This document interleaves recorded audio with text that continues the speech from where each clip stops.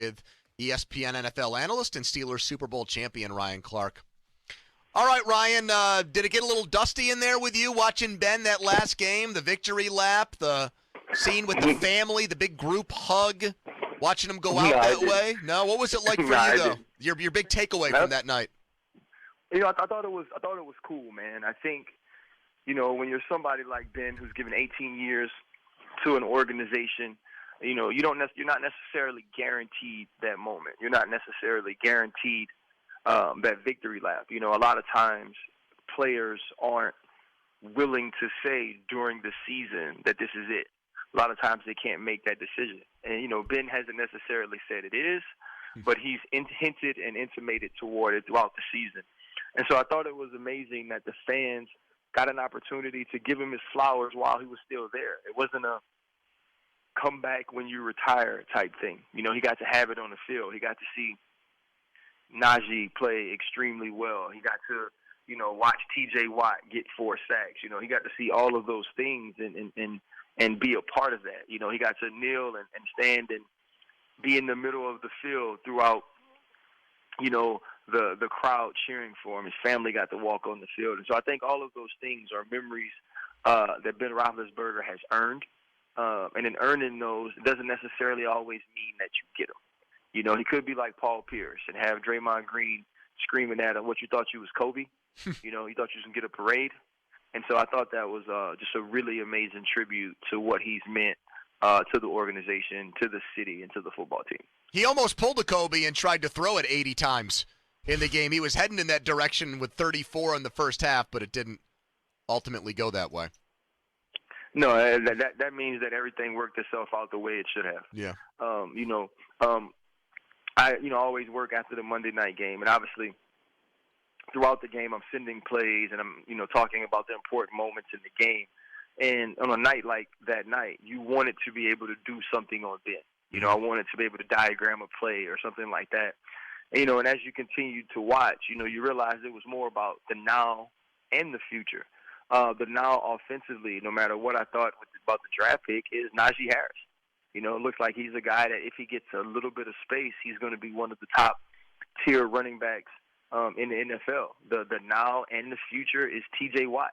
A guy who's going to be the defensive player of the year this year, and he showed up in emphatic fashion on Monday night. And I think all of those things were just I think it was just kind of cool. It was kind of fitting that on a night where we got an opportunity to pay homage to the past and give one of the Steeler greats his proper send off. We also got to see what the future will be like, and at least in those two cases, the future is bright.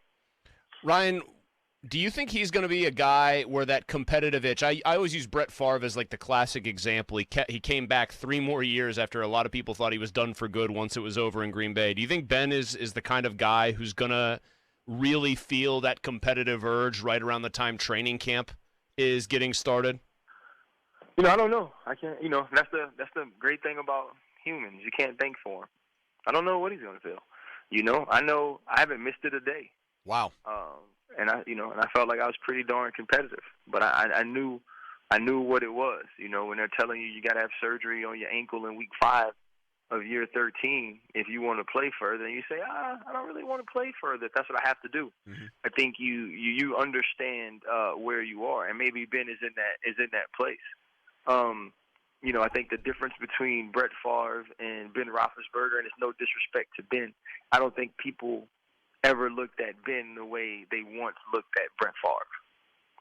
I don't think people look at Ben now the way Brett Favre was looked at that time of quote-unquote retirement. And so I think, those things play largely into it as well. It's about being wanted. And now you can get in one of those situations like the Indianapolis Colts were this year where they're like, hell, let's call Phillip Rivers. Yep. And you may have a situation like that, but I don't think teams are going to be calling Ben to come in and compete. And I just can't see that if it's not Pittsburgh, Ben wanting to be anywhere else. I thought it's interesting that you say that just about teams probably not calling him in to compete, because one of the things I thought of when I was watching that game, Ryan, and what I'm about to say is going to sound like a backhanded statement, but I don't mean it that way. we always wonder with some guys, do they think at quarterback especially, like, is there something that I have left to give? Like, that's why a guy like Rivers or Bree, Rivers might consider it. I thought when you watched that first half how little he was actually able to do. Most completions and attempts for that little of a yardage total for a game in NFL history, all that stuff. Like, that told me as somebody that's watched him his whole career, like, there really is, he got everything he had in the tank and emptied the tank. There's nothing left to give here. That was one of the thoughts I had when I was watching that game. Yeah, and that's a good thing, though. Right. That's a good feeling. Like, that's the feeling I had, and I'm in no way comparing my career to Ben Roethlisberger, but, I was an undrafted dude that played 13 years. And, at that point, I felt like emotionally, mentally, physically, I had done all I could. I had gotten every ounce out of whatever God had given me to play this game. And I think when you watch Ben, you kind of feel that way, that there are moments that he can do it. My second to last game in Washington, I had 21 tackles. Damn. I also couldn't walk down the stairs the next Friday still, and we played on Saturday. You know what I mean? And so I think there are still moments where you can pull it back. When you retire, you can give them something, but you can't give it to them consistently. You can't give it to people Monday through Saturday, which are the days you pay me for. You don't pay me for Sundays. And I think that's a huge thing, and to where Ben is as well. Ryan Clark, our guest. Ben gave kind of a very weird vote of confidence for Mason Rudolph as the next Steelers quarterback today, Ryan. Like, hey, it'll be better that he won't have me around, and he doesn't have to kind of worry about my shadow and having the veteran quarterback and all that stuff. Like, what kind of team do you think the Steelers would be next year if you took those good things that you talked about with Najee and T.J. Watt and the cap space and installed Mason Rudolph as their starting quarterback? I mean, depending on what you think about Ben, this is a team that is not going to be a loser again. Isn't it amazing that in the year that goes 17 games, they get a tie? I know. Isn't that crazy, bro? I mean, it was destiny. As soon as they had the tie, you could smell Everyone 8-8-1. Yeah, everyone did that. Yeah, it's just crazy. And so you feel like they can at least be that good. If you watch the Detroit Lions game, I wouldn't feel really good about it. Mm-hmm. If I wouldn't feel good about it if your goal is to win a championship. There's nothing about Mason Rudolph that tells me he could be Kirk Cousins. Do y'all agree with that? Yes, 100%. No, I'm with you. I mean, my statement today basically was, Ryan, I don't want to waste the primes of T.J. Watt and Najee Harris with a Mason Rudolph year. Yes, and so I think that's my larger thought, right? Nobody looks at Kirk Cousins as a guy that can go win you a Super Bowl, but if you look at Kirk Cousins' stats, it's like, holy cow, like this guy's a good quarterback. Mm-hmm. I don't think Mason Rudolph can be a good quarterback in the vein of how we see Kirk Cousins. I mean, do you think Mason Rudolph can be Ryan Tannehill? I don't. No, he can't move no like way. him. No. Yeah, and I'm just talking because I guess I'm just trying to bring up guys that none of us consider elite, right? Yep. Like a Garoppolo's another one too for me. Garoppolo, right? I don't even see him as Garoppolo though. Me neither. And if you can't be Jimmy Garoppolo, then hell, we in trouble. And so I think that's the larger problem. Now, I could be wrong. It's certainly a smaller sample size than what we've seen from those individuals, but I just don't see Mason Rudolph as a franchise quarterback or as a good franchise quarterback. I think he can have some flashes because he does have talent. That's why you're drafted in the third round, because you do have some special traits, but not enough at the quarterback position to make you a competitive team or a team that can win a championship. And in Pittsburgh, if you aren't fielding teams to win championships, which probably the last 2 or so years they really haven't been because of the quarterback position, then what the hell are you doing? Ryan, it's funny that we mentioned a bunch of these guys that aren't considered great quarterbacks because some of them are going to be available to teams this offseason. Like Garoppolo's probably going to be out there. Mariota, Pony, another one. Who's some other, there are other guys in that basic tier of player. Well, Ryan. I brought up the Derek Carr thing because Right. he actually, in a way, like if that's a one-year thing and then you see what happens, What Ryan, does he would do to the Steelers? He would actually interest me more than the other guys we talked about. I don't know how you feel about him. I would take Derek Carr. I would take Derek Carr yesterday. What are they with Derek Carr? Like this roster that you just talked about, Harris. What are they with him? If you had to guess, I mean, this is a mid-level playoff team with Derek Carr. I believe with Derek Carr, this is a team that has an opportunity. Like right now, this weekend, they're playing to win the AFC North along with the Cincinnati Bengals. Yep. If Derek Carr is the quarterback. Derek Carr has always actually been really talented. There's been some courage issues I think people have alluded to and felt, some confidence issues, but a talent issue is not one of them. This is a guy who, before his injury a few years back, was the leader in the MVP candidacy. Was leading a team that ended up 12-4 that year for Jack Del Rio. This is a dude whose leadership has steadied a team that coached did something 10 years ago and got him fired, or he had to resign.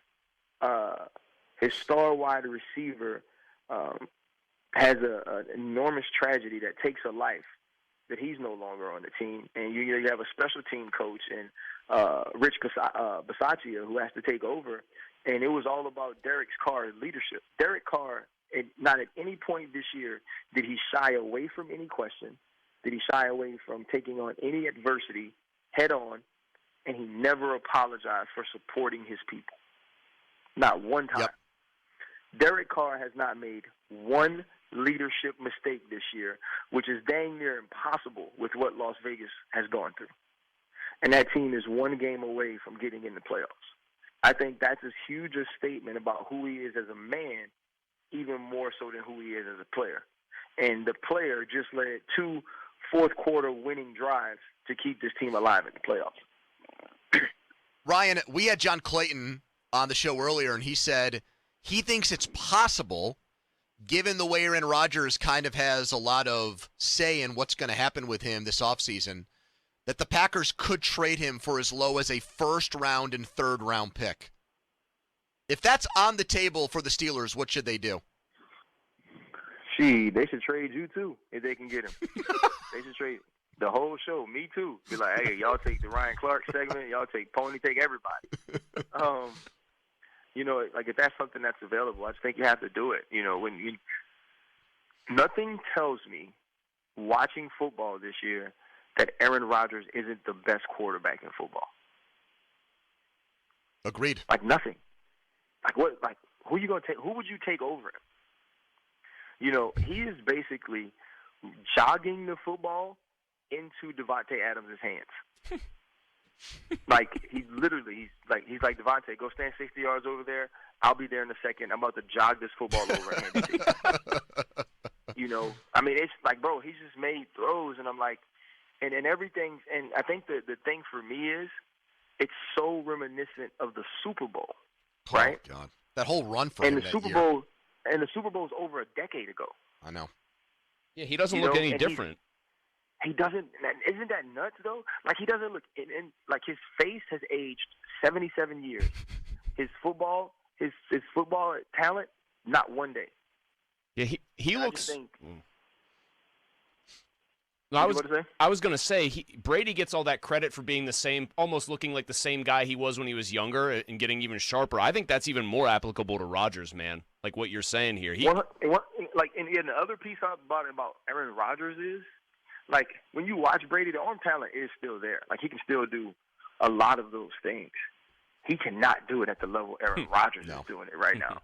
And if you take Brady at his height, right, you go back to Brady and Aaron and Randy Moss, it still didn't look like this. And Tom Brady's the greatest quarterback who's ever played this game. Ryan, what do you make of the whole thing with the Bucs where they said he's done?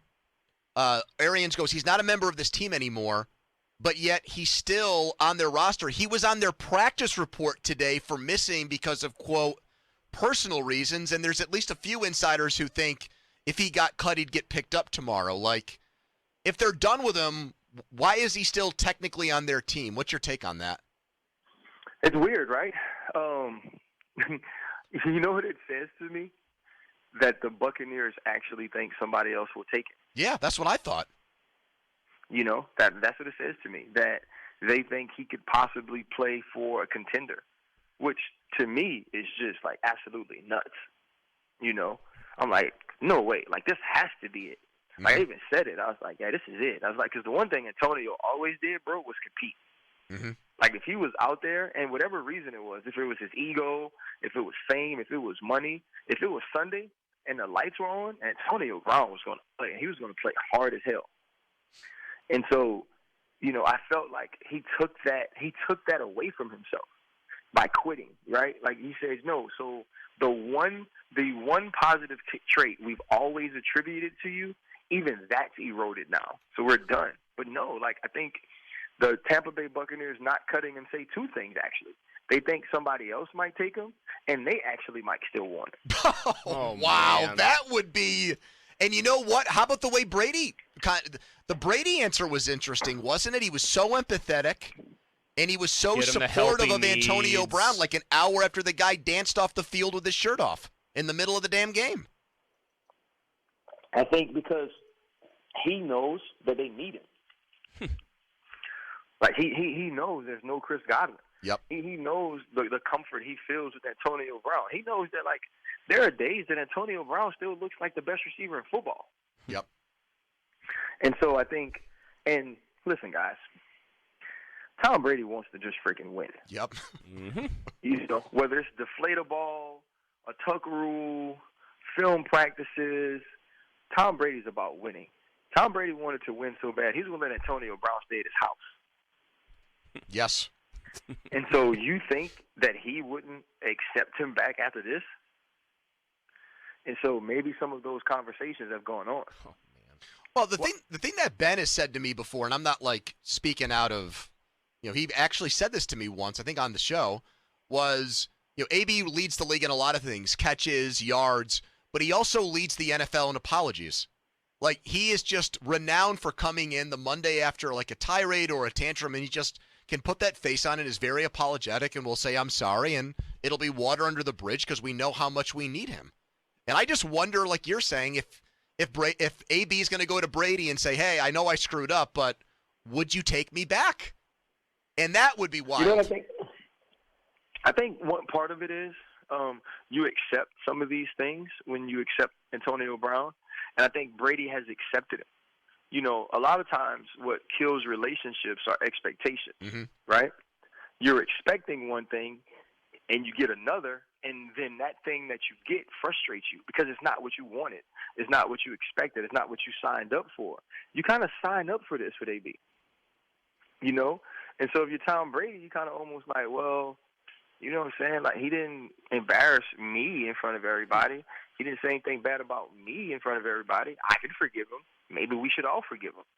Yep. And I think, you know, I think that acceptance may have Antonio Brown back on the field. Man, BA would look some kind of way if that happened. But if they win, 100%.